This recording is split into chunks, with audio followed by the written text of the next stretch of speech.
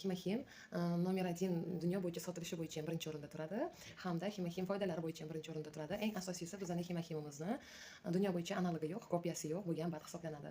Uni bunaqaligini sababi inson organizmida yangilanish, ya'ni obnovit qilish xususiyatiga ega.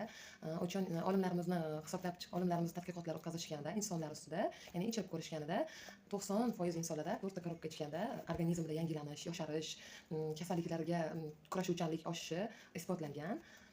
Bizani Himohim badimizni aynan organizmga qanaqa ta'sir qilishini sizlarga oddiyroq tilda tushuntirib bermoqchiman.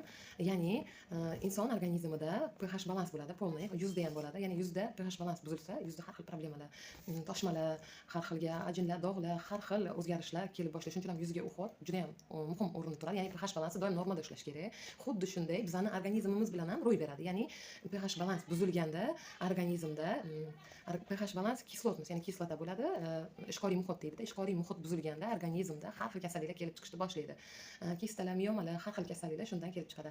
Bizani badimiz Himohim aynan ana shu muammo bilan ishlaydi. Ya'ni organizmni ishqoriy muhitini normaga solib, organizmni tiklashiga, immunitetni ko'tarishiga yordam beradi.